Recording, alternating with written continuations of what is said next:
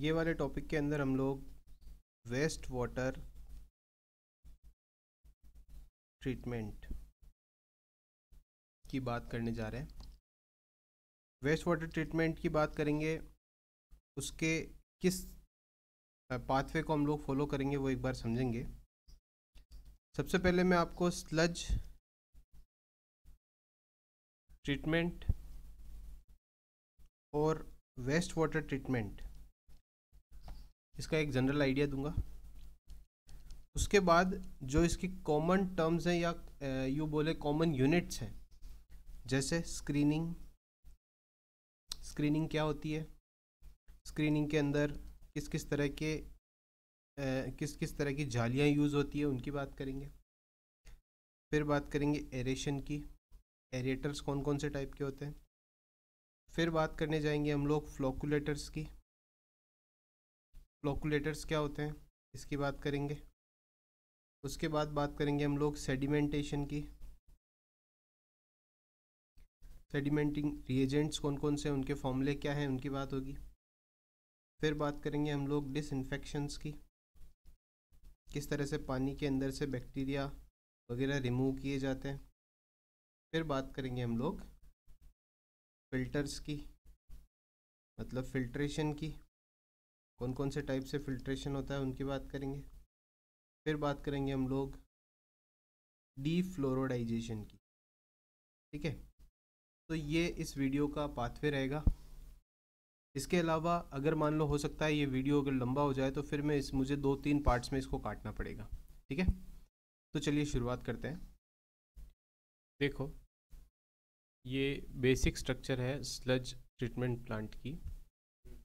इसको मैं और डिटेल में फिर समझाऊंगा, पर इसको देखें अगर आप, तो यहाँ पे मैंने सबसे पहले स्क्रीन ली है। सब कुछ समझ में आएगा बाद में, अभी केवल मैं एक पाथवे समझा रहा हूँ कि किस तरह से इसमें पानी साफ़ होता है, ताकि इन टर्म से स्क्रीन, सेडिमेंट्री टैंक है ना, इन सब से आप एक बार गो थ्रू हो जाओ। इसीलिए मैं केवल ये बेसिक आइडिया दे रहा हूँ, ये मानते हुए कि तुमने इसे नहीं पढ़ा हुआ है। ठीक है, तो स्क्रीन आगे आगे आपका तुम्हारा ग्रिड चैम्बर, उसके बाद में ग्रिड चैम्बर में तुम्हें ग्रिड चैम्बर मतलब गाद नीचे बैठ जाती है, ये मान के चलो। पानी आगे बढ़ जाएगा, पानी आगे बढ़ गया, आगे बढ़ने पर पानी यहाँ आ गया सेडिमेंटेशन टैंक में। सेडिमेंटेशन टैंक के अंदर मोस्टली 25% तक की जो इम्प्योरिटी है, 25% इम्प्योरिटी ऐसे नीचे सेडिमेंट्री टैंक में नीचे बैठ जाती है भारी होने की वजह से। ठीक है, उसमें से फिर 75% जो गंदगी वगैरह रहती है वो साथ में लेकर के पानी आगे बढ़ जाता है। यहाँ तक का हुआ प्राइमरी ट्रीटमेंट, जहाँ पे तुमने ग्रिट और सेडिमेंटेशन कर लिया है कुछ सब्सटेंसेस का, 25% सब्सटेंसेस का। उसके बाद आगे हम लोग सेकेंडरी ट्रीटमेंट प्लांट में, यहाँ पे नीचे से एयर दी जाएगी जिसे एरिएशन टैंक कहते हैं। ठीक है, फिर एक और सेडिमेंट्री टैंक है।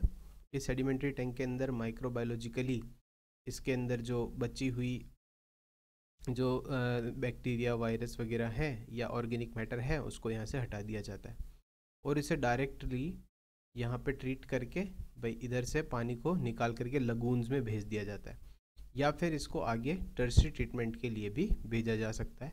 इस तरह से टर्शरी ट्रीटमेंट, और यहाँ पे ये क्लोरिनेशन चैम्बर, ये क्लोरीन गिर रही है। ठीक है, तो यहाँ ऐसा हो सकता है यहाँ तक। ठीक है, तो इस तरह से ये पानी साफ़ करते हैं। तो यहाँ हमें कौन कौन सी टर्म्स देखने को मिली, एक तो ग्रिड चैम्बर मिला, फिर सेडिमेंट्री टैंक मिला, एरिएशन टैंक मिला, फिर या क्लोरिनेशन चैम्बर मिला, है ना। इस तरह से टर्शरी ट्रीटमेंट जो होता है ना, ये वाला नीचे का जो टर्शरी ट्रीटमेंट होता है, ये जो टर्शरी ट्रीटमेंट होता है इसके अंदर क्या किया जाता है कि इस तरह के बेड्स होते हैं, है ना। इस बेड्स के अंदर अलग अलग ये स्टोन्स और क्या बोलते हैं, मिट्टी मीन्स रेत, है ना, वो है, चारकोल है, इस तरह के ये बेड बना करके और पानी के अंदर प्रेजेंट बैक्टीरिया को धीरे धीरे इसको यहाँ से हटा दिया जाता है इस मेथड से। तो ये जो टर्शरी ट्रीटमेंट है इसमें भी दो टाइप है, एक ACF होता है, activated charcoal activated charcoal filter, उसका भी यूज़ करते हैं। पर ये एक जनरल बात है कि भाई टर्शरी ट्रीटमेंट में क्या होता है कि जो यहाँ सेडिमेंट्री टैंक्स यानी मतलब सेकेंडरी ट्रीटमेंट से जो, और जैसे यहाँ पे 90% तक तो ये प्योर करके भेज देता आगे, पर फिर भी 10% अगर कोई इम्प्योरिटी और बचती है ना, तो ये टर्शरी ट्रीटमेंट जो है वो उसे साफ़ कर देता है। ये सिंपल बात हुई है स्लज ट्रीटमेंट प्लांट की, जिसका बिल्कुल बेसिक आइडिया दिया, इसमें कोई डिटेल नहीं है, केवल ऐसे ही बस देखने के लिए। ठीक है, अब बात कर रहे हैं हम लोग वेस्ट वाटर ट्रीटमेंट प्लांट की। Waste water treatment plants generally उन प्लांट्स के साथ में लगाया जाता है जहाँ पे आपको रॉ वाटर से डीएम वाटर बनाना हो, या फिर जैसे कोई जैसे थर्मल पावर प्लांट्स वगैरह हैं जहाँ पे आपको पानी साफ़ करना होता है, तो पानी जो है वो साइकिल में चलता रहता है क्योंकि आपने पानी साफ़ किया और आगे प्लांट को दिया। फिर प्लांट से जब पानी वापस आएगा, क्योंकि भाई सारा पानी साइकिल में चलता है, तो साइकिल से जब वापस पानी आएगा तो आने पर वो हो जाएगा वेस्ट वाटर। ठीक है, उस वेस्ट वाटर को वापस ट्रीट करके और काम में लिया जाता है, तो उस ट्रीटमेंट प्लांट को हम लोग बोलते हैं waste water treatment plant. Thermal power plants के अंदर जनरली ईटीपी सिस्टम के रूप में ये वेस्ट वाटर ट्रीटमेंट प्लांट रहता है। इसके अंदर भी 3 स्टेजेस हैं, primary treatment plant, secondary treatment plant और टर्शियरी ट्रीटमेंट प्लांट। इसके अंदर प्राइमरी ट्रीटमेंट प्लांट जो है उसमें भी स्क्रीन्स होंगी, फिर ग्रिड चैम्बर, सेडिमेंट्री टैंक और क्लोरिनेशन टैंक होगा। फिर सेकेंडरी ट्रीटमेंट प्लांट के अंदर ये टिकलिंग फिल्टर्स। टिकलिंग फिल्टर्स क्या होता है, ये जो ये फिल्टर देखे तुमने, ये वाले जो ये टर्शियरी ट्रीटमेंट प्लांट में, यहाँ स्लज ट्रीटमेंट प्लांट में थे, ये टिकलिंग फिल्टर्स है। ठीक है, जिसमें इस तरह से बड़े बड़े पार्टिकल्स नीचे, फिर ऊपर छोटे छोटे पार्टिकल्स होते हैं, मतलब छोटे छोटे ऐसे पत्थर या रेत बोल लीजिए वो भरे हुए होते हैं, ये ट्रिकलिंग फिल्टर्स होते हैं। या फिर एक्टिवेटेड स्लज मेथड का यूज़ किया जाता है। एक्टिवेटेड स्लज मेथड में एरिएशन टैंक, सेडिमेंट्री टैंक जो अपन ने ऊपर देखा था उसी तरह से, और फाइनली क्लोरीन ट्रीटमेंट करके 90% वेस्ट वाटर को सेकेंडरी ट्रीटमेंट से प्योर कर दिया जाता है। इसी तरह से टर्शियरी ट्रीटमेंट में क्या होता है, टर्शियरी ट्रीटमेंट के अंदर अगर मान लो सेकेंडरी ट्रीटमेंट से अगर कोई भी इम्प्योरिटी अभी भी बची है तो उसे साफ़ कर दिया जाता है। किससे? एक्टिवेटेड चारकोल मेथड से या फिर रिवर्स ऑस्मोसिस के द्वारा। ये इसमें फॉस्फेट को रिमूव करते हैं, इसमें है ना, किसके द्वारा करते हैं? फॉस्फेट रिमूव करते हैं कैल्शियम ऑक्साइड या फेरिक हाइड्रोक्साइड या एल्यूमिनियम हाइड्रोक्साइड के द्वारा। इसमें से फॉस्फेट रिमूव हो जाती है, पर फिर भी नाइट्रेट्स वगैरह बचती हैं। अच्छा, इसका जो टर्शियरी ट्रीटमेंट है वो किस लिए किया जाता है? अगर मान लो आपको पानी को बिल्कुल ही ड्रिंकेबल वापस बनाना हो तो इसको हम लोग टर्शियरी ट्रीटमेंट से गुजारते हैं। बाकी अगर आपको नहीं बनाना है और केवल ऑर्गेनिक मैटर रिमूव करना है तो भी कर सकते हो, और अगर नहीं करना है तो डायरेक्ट सेकेंडरी ट्रीटमेंट प्लांट में 90% हम लोग वेस्ट को रिमूव कर चुके होते हैं, तो उसको डायरेक्ट आप लोग काम में ले सकते हो। ठीक है, ये एक बेसिक आइडिया हुआ आपका sludge transfer pump, sludge treatment plant और वेस्ट वाटर ट्रीटमेंट प्लांट का। अब बात करते हैं मेन। देखो, ये 7 चीज़ें हैं जो कॉमन है वेस्ट वाटर ट्रीटमेंट प्लांट में, या यूँ कह लो वाटर ट्रीटमेंट प्लांट में, या यूँ कह लो स्लज ट्रीटमेंट प्लांट के अंदर। ठीक है, इनमें ये 5 चीज़ें हैं जो कि इनमें से कोई भी यूज़ ले सकते हो तुम। मतलब इनमें जो भी जैसे वेरियस पार्ट्स आएंगे किसी के, जैसे मान लो 1 टाइप 2 टाइप, जैसे मान लो स्क्रीन के 2 टाइप है, कोर्स स्क्रीन और फाइन स्क्रीन। तो फाइन स्क्रीन को कहाँ काम में लेना, कोर्स स्क्रीन को कहाँ काम में लेना, वो डिपेंड करता है इम्प्योरिटीज़ के लेवल पे। तो ये 7 चीज़ें हैं। पहली स्क्रीनिंग, दूसरा एरेशन, तीसरा है फ्लोकुलेशन, चौथा सेडिमेंटेशन, पांचवा फिल्ट्रेशन, और छठा है डिसइंफेक्शन, और लास्ट है डिफ्लोरिडेशन। ठीक है, तो अब यहाँ पे सबसे पहले बात कर रहे हैं हम लोग स्क्रीनिंग की। अच्छा, अगर ये वीडियो लंबा हो जाएगा ना तो फिर मुझे इसको 2 पार्ट्स में डिवाइड करना पड़ेगा। दोस्तों, लिख के मैं इसलिए पढ़ा रहा हूँ क्योंकि मैं एक एक पार्ट को अगर ऐसे लिखे हुए कोई पढ़ा दूँ तो सही रहेगा। अगर बिना लिखे पढ़ाया ना मैंने तो इसका मतलब ये देख लो कि बहुत ज़्यादा समय आपको लगेगा पढ़ने में, उसमें मज़ा भी नहीं आएगा, और लास्ट में एग्ज़ाम बिल्कुल पास आ चुके तो अब आपको ये ही पढ़ना ज़्यादा सूटेबल रहेगा। ठीक है, आगे देखो, इसमें सबसे पहले देख रहे हैं हम लोग स्क्रीनिंग। स्क्रीनिंग क्या है? स्क्रीनिंग मतलब जाली, सिंपल सी बात। अब ये जालियाँ 2 तरह की होती है। एक तो 20 से लेके 100 mm की जाली, ये मतलब इनके बीच का जो स्पेस होता है वो 20 से 100 mm होता है जालियों की, इस लाइंस के बीच का। और एक है 10 mm की जाली। अगर 10 mm की है तो वो छोटी है, छोटा मतलब फाइन, तो फाइन स्क्रीन। और ये देखो पूरा बड़े बड़े छेद हैं, तो ये हो गया बड़ी चीज़ होगी, मतलब पूरा कोर्स हो गया, तो कोर्स स्क्रीन। तो स्क्रीनिंग जो है वो 2 टाइप की होगी, कोर्स स्क्रीन और फाइन स्क्रीन। इसका काम क्या है? इसका काम है लार्ज फ्लोटिंग मैटर को रोकना। लार्ज फ्लोटिंग मैटर को रोकने के लिए ये जैसे कोई हमारी, जैसे ये पाइप है, इस पाइप में से यहाँ से स्लज गुजरने वाला है।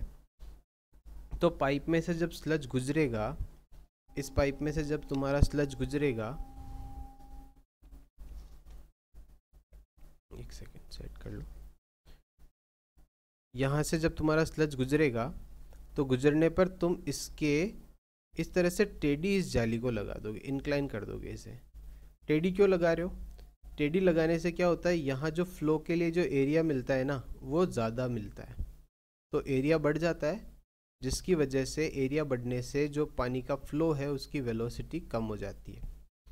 ठीक है, ये फ्लो की वेलोसिटी कम हो गई जिसकी वजह से इम्प्योरिटीज़ को इस जाली के ऊपर आसानी से रोका जा सकता है, लार्ज फ्लोटिंग मैटर्स को यहीं रोका जा सकता है।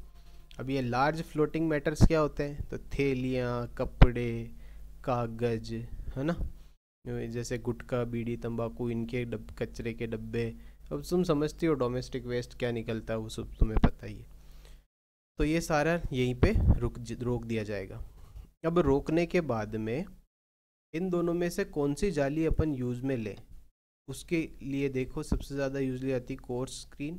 फाइन स्क्रीन कम ली जाती है, क्यों? क्योंकि ये क्लॉग्ड जल्दी होती है।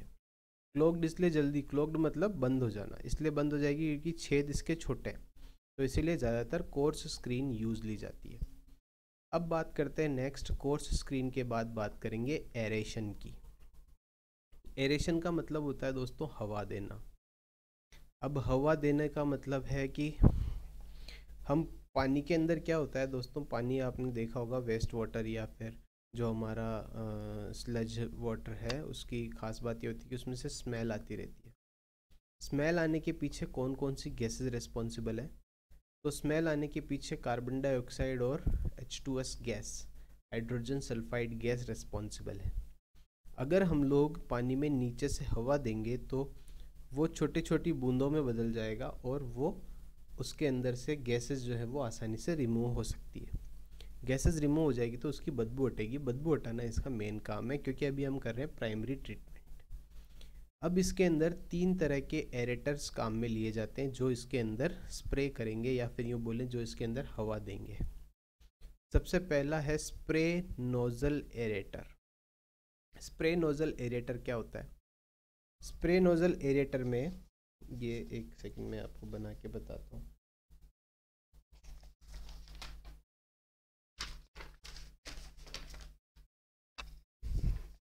देखो, स्प्रे नोजल एरेटर में इस तरह से यहाँ से पानी आता है और ये एरेटर्स यहाँ लगे होते हैं। ठीक है, तो इस तरह से आएगा, पानी ऊपर चढ़ेगा। ये एरेटर्स क्या करते हैं, नीचे से एयर इस पानी के अंदर इंसर्ट करते हैं और ये बिल्कुल स्प्रे की तरह। अच्छा, इसके अंदर एक बात और है, इसको हम लोग डीगैसर में भी यूज़ में लेते हैं, है ना। अच्छा, इसके अंदर क्या होता है कि ये जो ऐसे छोटे छोटे इस तरह के प्लास्टिक के इसके अंदर ये नोजल्स लगी हुई रहती है ऐसी, और ये ऐसे जमी हुई रहती है एक के ऊपर एक, ऐसे ऐसे जमी हुई रहती है ऐसे। तो ये क्या करती है, पानी को तोड़ देती है, क्योंकि पानी जो है वो हर एक में से गुजरेगा तो पानी छोटे छोटे स्मॉल फ्रैक्शंस में डिवाइड हो जाएगा, और ये इसमें से जब पानी गुजरता है ऊपर जाता है, तो ऊपर जाने के बाद में ये इसे स्प्रे करती है, मतलब इसमें से छोटा हो गया ना पानी, तो फिर ये अपने आप ऐसे लगता है इसे स्प्रे हो रहा है।